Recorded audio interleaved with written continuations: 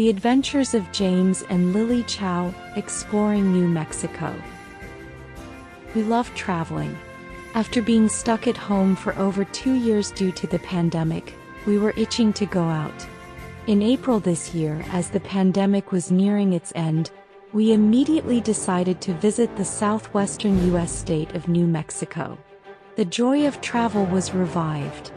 Excited, we planned this trip as an adventure, a self-guided tour, forming a 2-person exploration team of husband and wife. We mapped out our own route in advance, adding a sense of mystery and surprise, exploring new places and learning history we never knew before.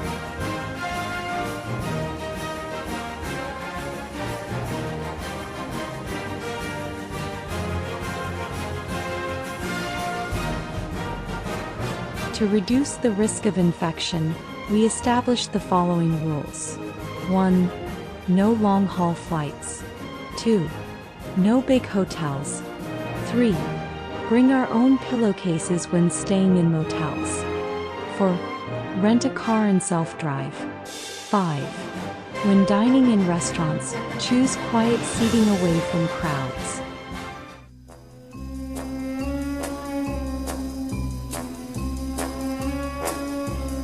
Number 1 adventure. Sneaking into the state capital.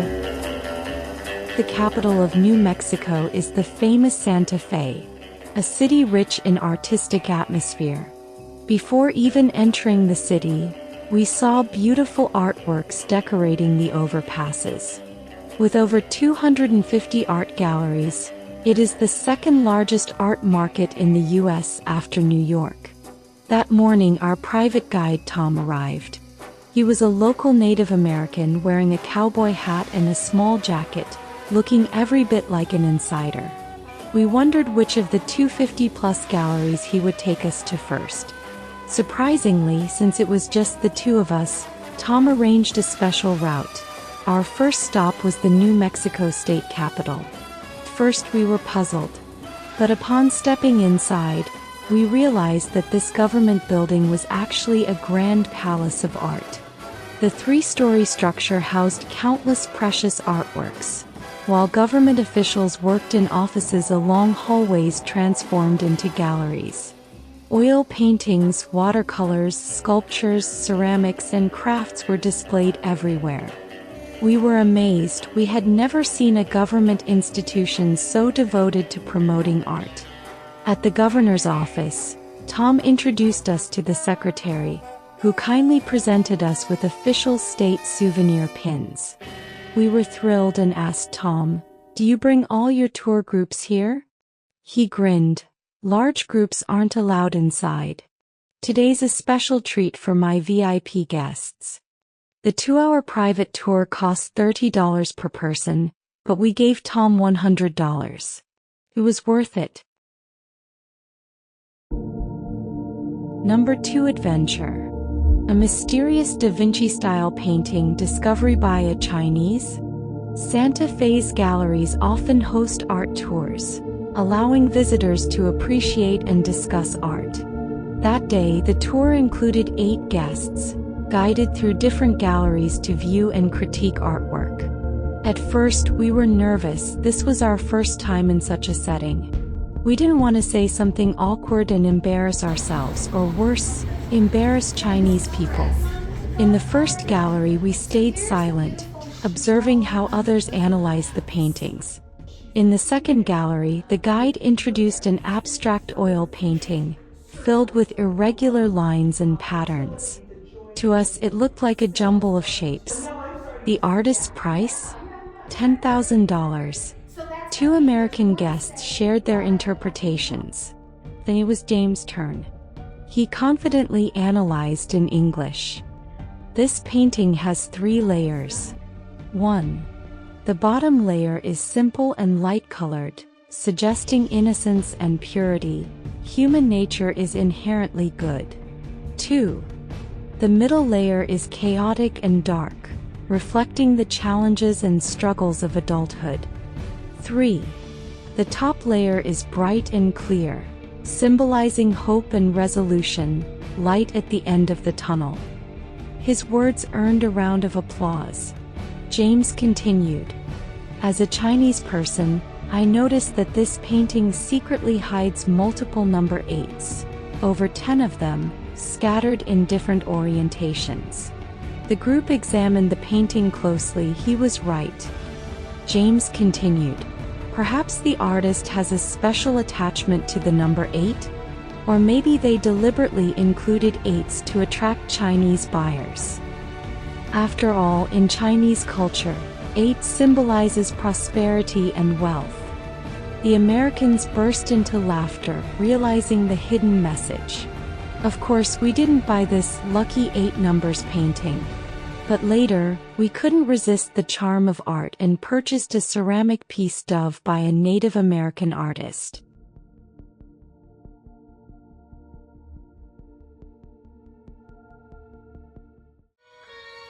Number 3 Adventure. A land of no one, a world for two. We have been an old married couple for many years, but traveling freely gives us more opportunities to rekindle our love in new surroundings. In these uninhabited places, we are truly bound together, relying on each other completely. With no outside distractions, we immerse ourselves in our own little world, doing what we love, following our hearts and letting go. Whenever we come across breathtaking scenery, our hearts burst with joy. If we feel like singing, we sing. If we want to dance, we dance. On a whim, we spread out a picnic cloth on the high plains, enjoying a meal in nature's embrace. We watch the sunset, reluctant to part with its beauty, and bid farewell to the fading twilight with our songs. We stop on winding paths to take photos with mountain goats. We stumble upon charming mountain lodges and, without hesitation, become spontaneous, uninvited guests. Inspired by European romance, we sing serenades from balconies, recounting our love story. Seeing herds of sheep on the plateau, we break into a chorus of beautiful prairie, my home. 8 days of free travel became an unexpected honeymoon recharge, allowing us, like a couple of celestial lovers, to embark on yet another carefree and unforgettable journey. Number 4 Adventure. Adobe mud houses. Adobe mud houses are a specialty of New Mexico. We had long heard of these oddly shaped, smooth-domed earth dwellings but had never had the chance to stay in one. This time we decided to skip the big hotels, an excellent opportunity to experience an Adobe Inn firsthand. At first glance, the Adobe Inn appeared quite simple, almost like a rustic dwelling for common folk. But the moment we opened the door, we were pleasantly surprised. Inside, the decor was exquisite, bursting with vibrant yet harmonious colors. The wall patterns combined Native American designs with the distinct hues of a Spanish hacienda, earthy yellows, warm oranges, and lush greens. It was like a mud house on the outside but a 5-star hotel on the inside. 2 days later, we arrived at Taos, a famous tourist destination, and checked into another adobe house. This one looked like the cave dwellings of northern China, yet its 5-star interior retained a rustic old-world charm. The windows were adorned with traditional paper-cut patterns. Overcome with nostalgia, we spontaneously performed a lively rendition of Chinese musical songs. The north wind blows and tying a red ribbon.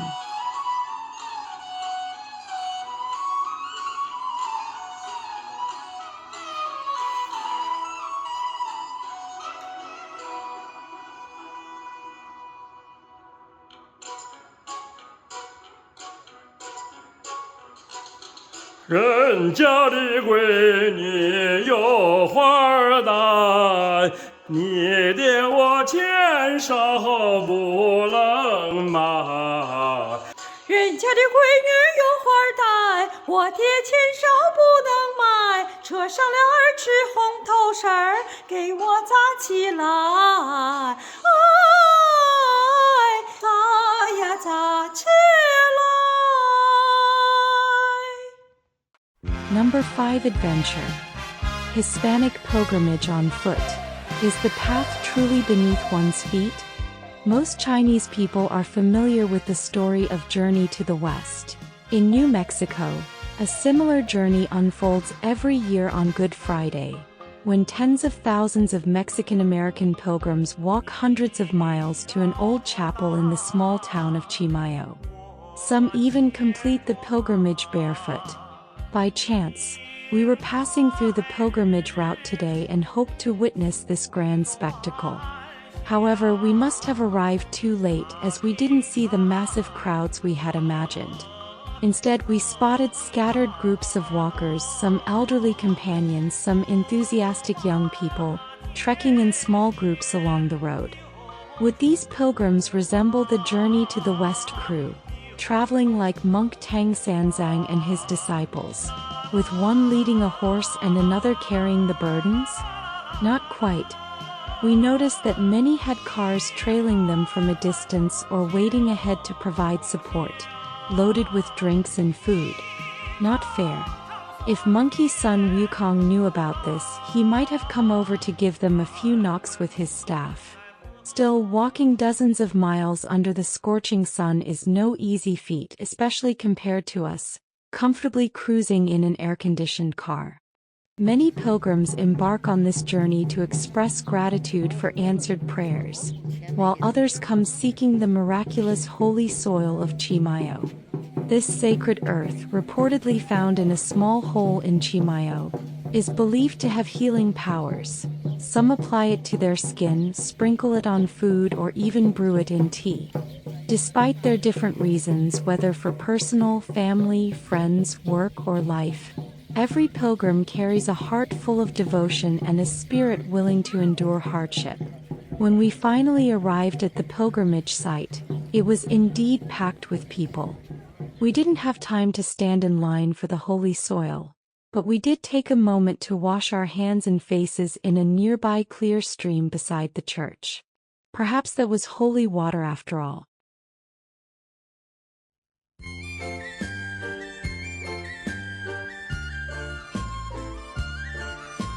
Number 6 Adventure.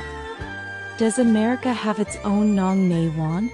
James Chiao has been a farmer, a worker, a teacher, a chef, a computer programmer, a business owner, and a tenor.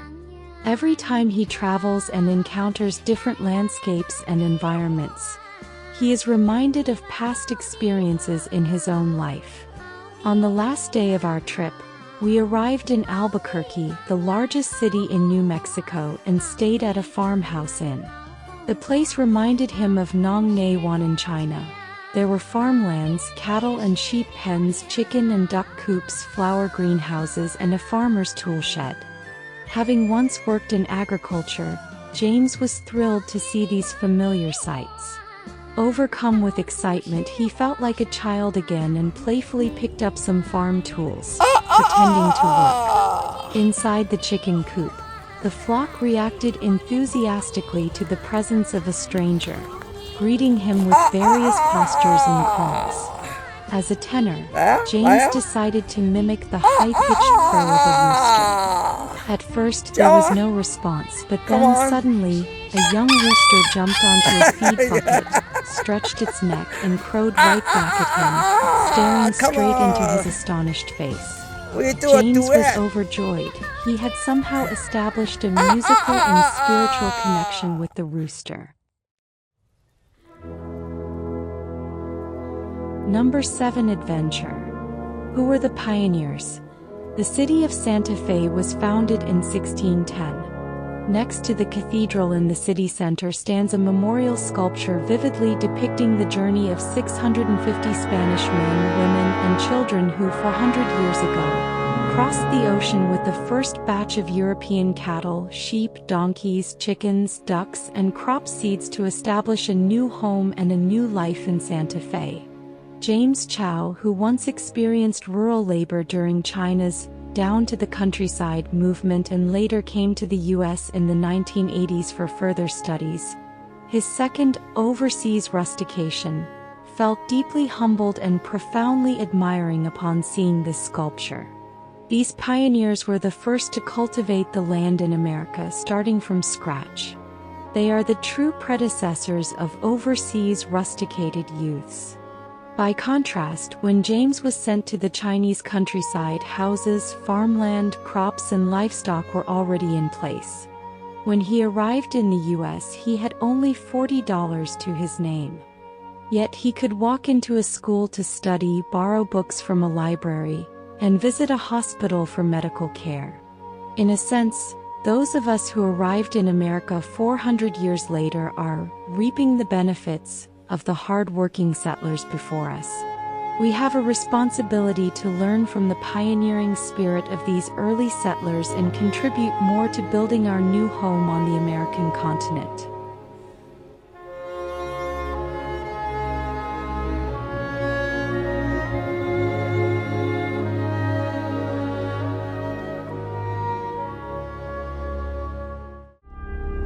Number 8 Adventure.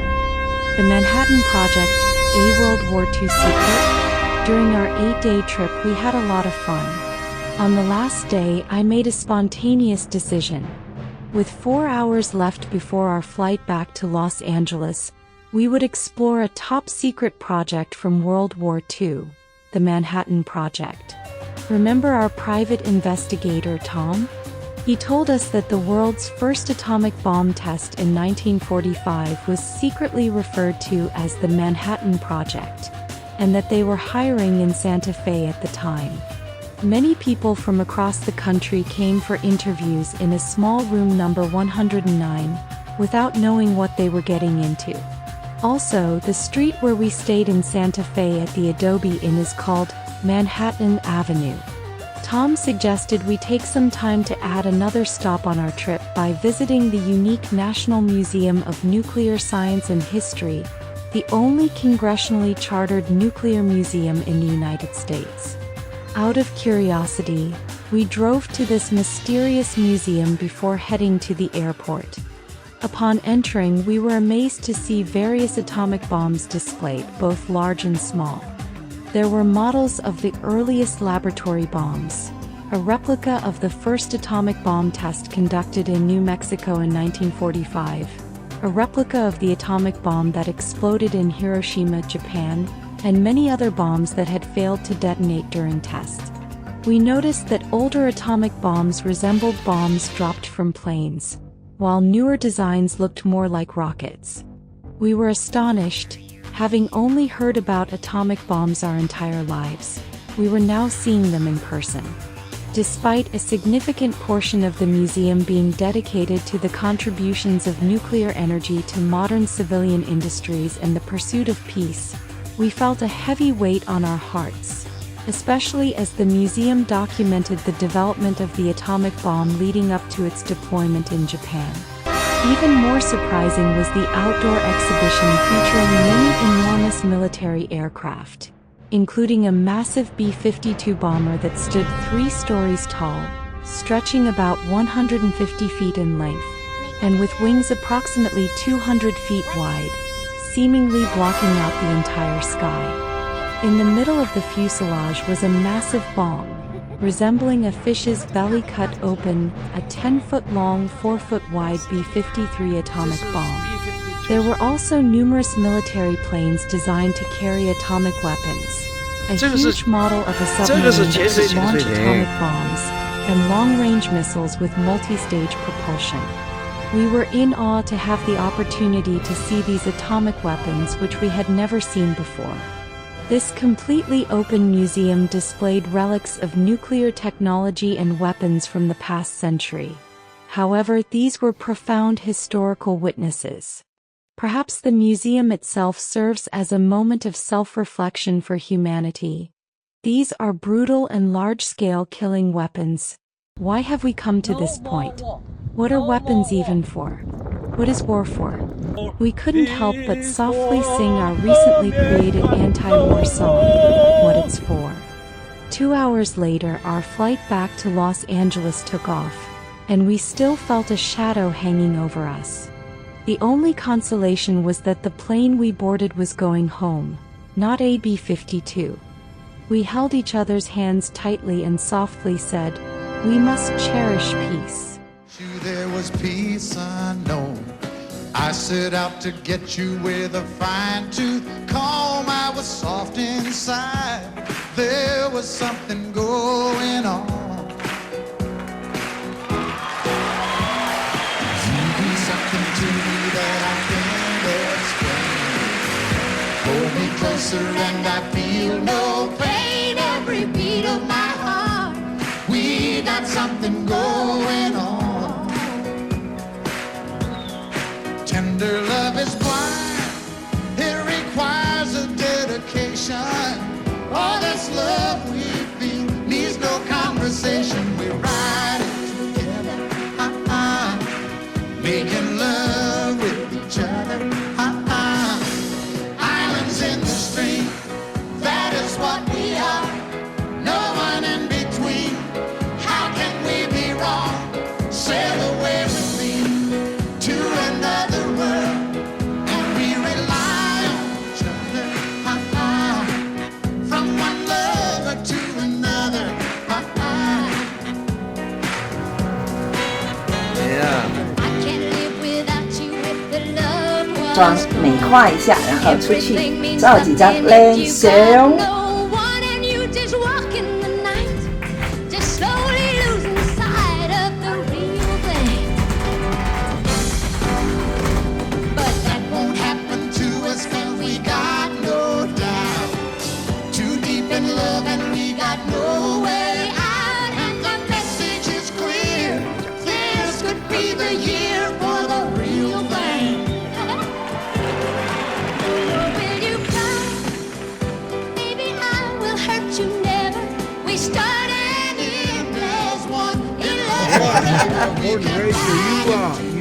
Where you staying? Right now we're Islands in the stream, that is what we are. No one excuse me, Kitty. How can we be wrong?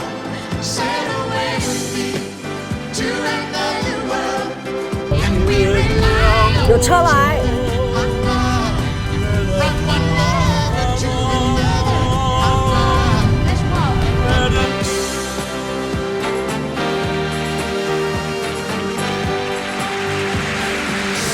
Grande Gorge Bridge.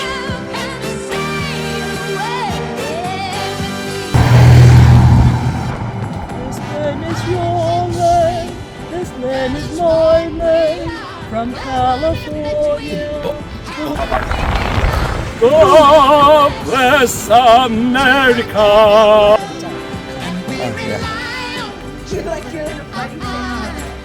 From one lover to another. Do it again. Islands in the stream, that is what we are. No one in between. How can we be wrong? All right. To another world. Oh, two.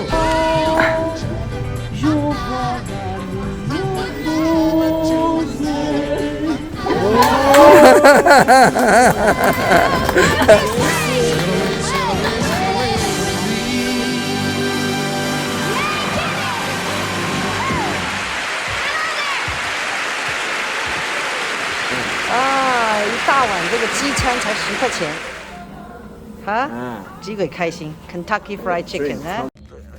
No, no, no! Don't do that. You can. Oh my goodness! How many pounds? Are we 30 pounds?